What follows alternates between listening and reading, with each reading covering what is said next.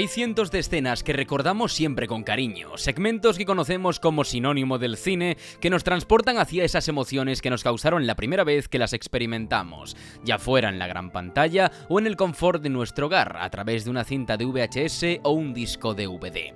Y sí, esta es una de ellas.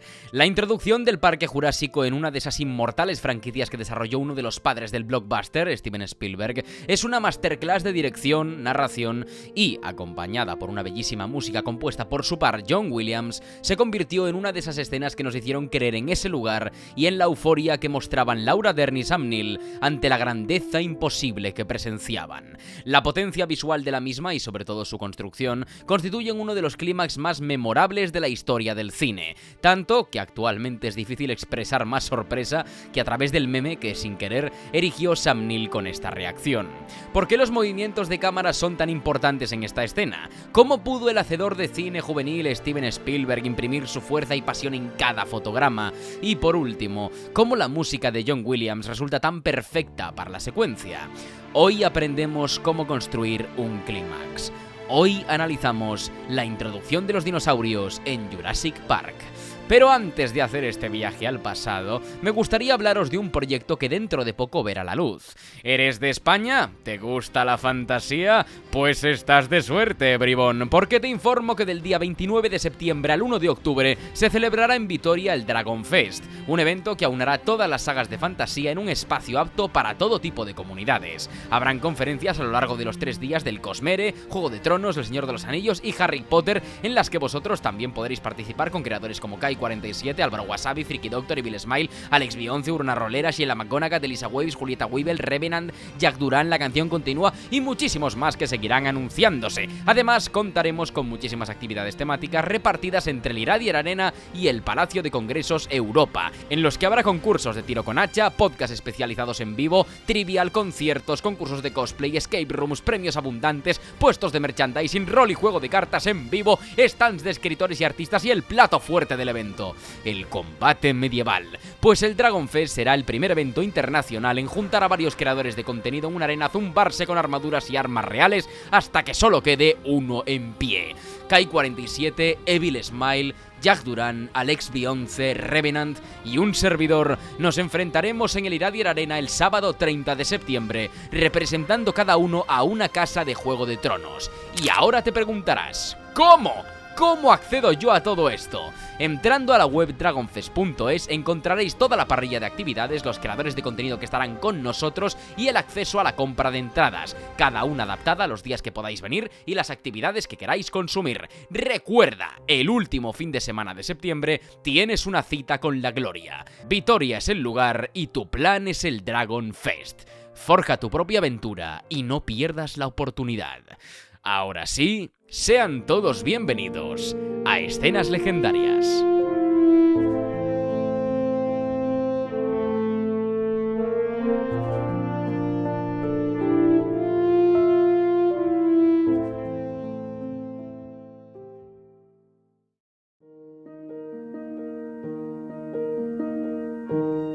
Lo importante de este segmento que vamos a analizar es entender el contexto de la película y su estreno en los años 90. Los efectos visuales en aquel entonces, a pesar de algunas muestras, no eran la gran cosa. Se tiraba mucho de lo práctico y lo digital rascaba bastante. Para esta película, la conjunción de ambas disciplinas fue majestuosa, y es por su ambición que consigue funcionar de forma muy efectista.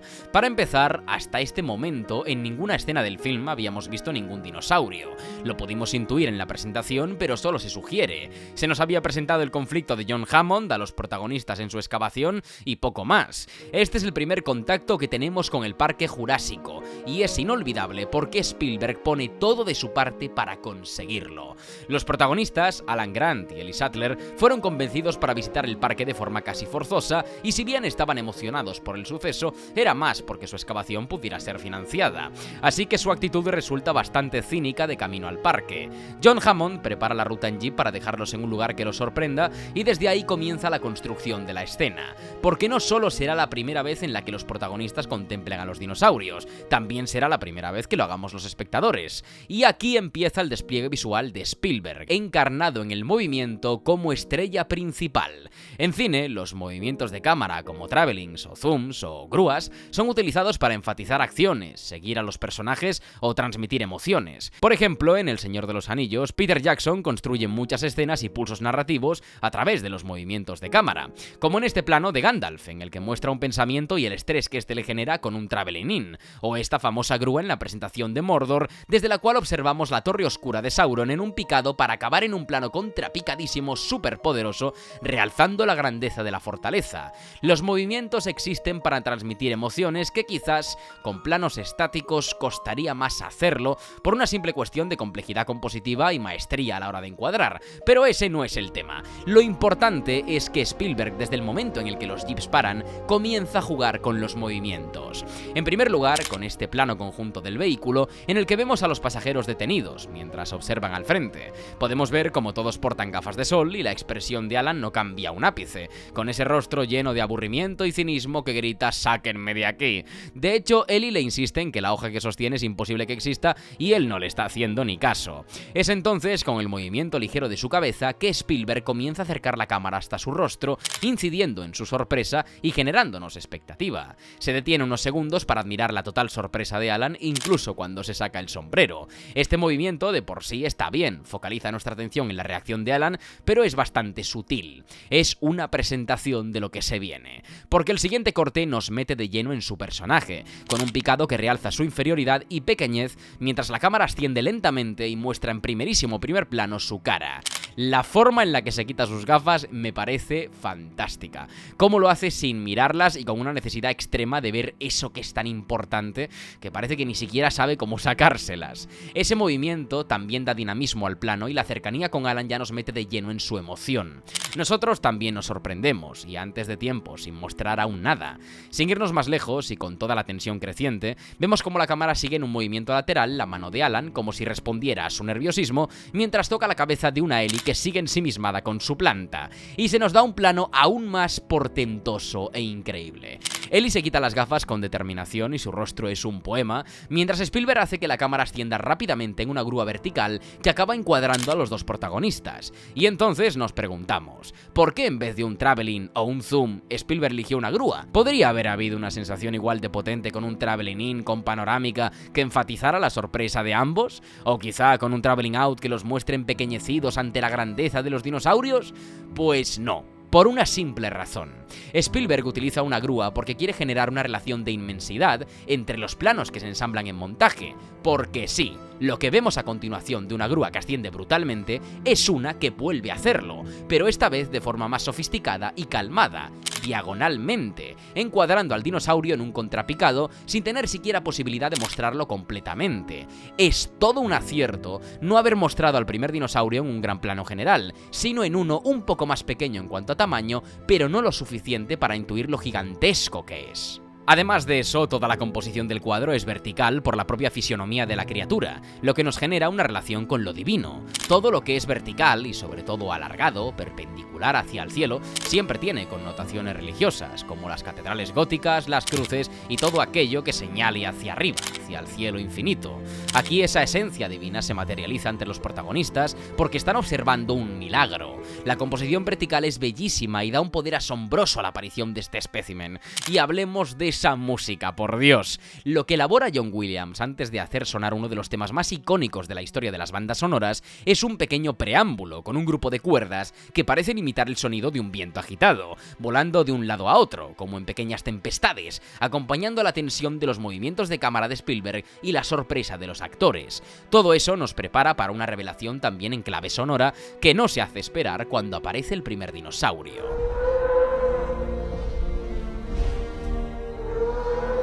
John Williams compone de la forma más bella posible un tema que parece imitar los movimientos de la criatura. En pequeños grupos de notas, primero de 3 más alargadas y luego de 2, consigue capturar la grandeza del dinosaurio, primero en lo gigantesco de su tamaño y luego en su majestuosidad como ser vivo. El tema se halla entre la calma de ese ser como individuo, pero también en la dilatación y sonoridad grandilocuente de su identidad. Es una canción que, así como la propia escena, se va construyendo poco a poco, porque aunque este pareciera el clímax de Spielberg para la presentación del Parque Jurásico, está lejos de serlo, pues la escena se sigue construyendo. Este es solo el primer golpe de efecto. Desde un plano general, que sigue a los protagonistas, bastante lejano, Spielberg vuelve a enfatizar lo colosal de la criatura y lo pequeños que resultamos los humanos ante esto, tanto que incluso con un seguimiento que contrapica el horizonte y casi lo hace desaparecer, no podemos ver ni la mitad del bicho. La frase de Alan es tan obvia como certera, probablemente presa de su incredulidad. It's a dinosaur. Le sigue un seguimiento más cercano a Hammond, que al desaparecer deja el testigo de la escena para que nuestro buen amigo Jeff Goldblum nos deje con otro de los memes más míticos de internet. Ahora sí, Spielberg nos muestra a la criatura con los protagonistas en plano, pero tiene que ponerla en una angulación nadir, a ras de suelo, para que podamos verla, como si fuera una obra arquitectónica sin precedentes. Esta angulación y este movimiento consiguen cogernos y nos mueve dentro del eje de acción de los personajes como ningún otro. Tenemos ahora sí un gran plano general que consigue encuadrar a todos y vemos cómo se nos va desvelando poco a poco este secreto y cómo incluso desde la perspectiva de la cámara vamos digiriendo poco a poco este magno evento. Todo parece finalizar con la orquesta de John Williams sublimándose y acompañando sonoramente la poderosa pisada de este Diplodocus, realzándolo e insistiendo una vez más en la música como metáfora de sus movimientos. Hammond presenta al T-Rex en un diálogo, probablemente el dinosaurio más famoso de la historia, a modo de anticipación y foreshadowing, así como una forma de causar que Alan caiga al suelo y tengamos por fin el tan ansiado clímax de una escena que sigue construyendo su intensidad de forma soberbia. Tanto Alan como Ellie estaban absolutamente absorbidos por este ejemplar, pero es en el momento que Hammond se acerca a la cámara para presentarnos Jurassic Park que Spielberg vuelve a hacer un movimiento, pero esta vez es un traveling in a la cara de un Alan que ya no puede hacer más expresiones. Y esta vez sí. Todo este movimiento simboliza introspección, la intensidad emocional de la escena, la preparación de algo que va a ser colosal y, por supuesto, la profundidad de lo que significa esto para Alan, una persona que lleva estudiando los dinosaurios toda su vida y que vive de exponer sus huesos y lo poco que queda de ellos. Este plano, con su movimiento, habla de todos los años de evolución que ha sufrido la Tierra hasta este momento y de cómo de un plumazo se ha podido convertir el eco del pasado en riguroso presente. Es la realidad deshaciéndose ante el Dr. Grant. Y como la composición ahora se mantiene horizontal gracias al movimiento, Spielberg nos da un plano con composición horizontal que muestra a los dinosaurios viviendo en armonía y libremente, como en uno de esos cuadros románticos y paisajistas que buscaban representar la melancolía y nostalgia con los sujetos de espaldas, admirando algo que escapa a su control. Aquí se materializa, pues no hay vacío en el horizonte, sino magia ante los protagonistas y los espectadores. Evidentemente, este plano se ve también intensificado con la orquesta de John Williams, explotando con toda su instrumentación, dando una potencia al plano descomunal y, ahora que los vemos como un colectivo, transformando el tema en un himno, el himno de los dinosaurios.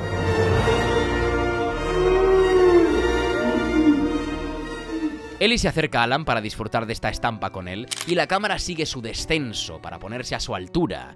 Este es el último detalle que me encanta, pues también tiene su parte de honestidad y humildad ante lo que están contemplando. No lo miran de pie, sino que se agachan a admirarlo, siendo conscientes de su pequeñez ante la naturaleza. Spielberg responde rápidamente con un subjetivo de ambos mostrando solamente a los dinosaurios, dándonos la perspectiva de los protagonistas.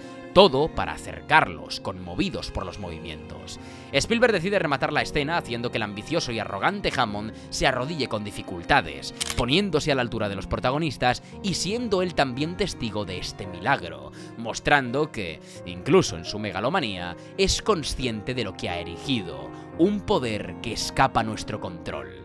Aquí termina la escena, pero hay algo que siempre me ha llamado la atención de su profundidad temática y emocional. Este es un momento que queda en la memoria por su calidad. Sí, pero también por su belleza, y esa belleza contrasta brutalmente con la apertura.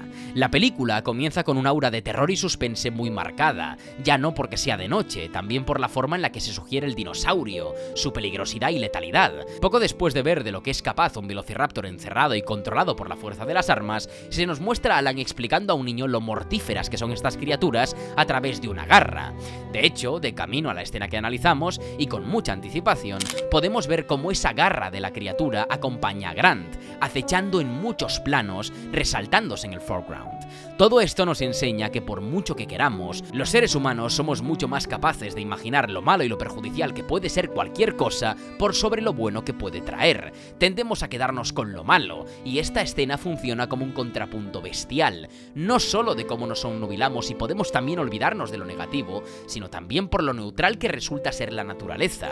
Es uno de los temas más importantes de Jurassic Park y que se desarrolla de forma mucho más superficial y evidente en sus secuelas. La naturaleza puede ser terrorífica, pero también bella.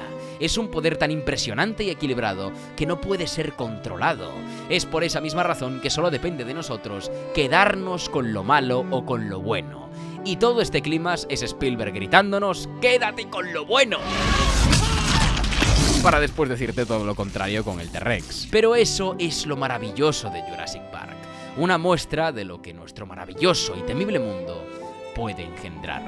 En fin, esta es una escena magistral y que gracias a sus movimientos, encuadres, música y profundidad narrativa consigue quedarse en nuestra memoria para siempre. Una de las escenas mejor construidas y más icónicas del cine de los 90.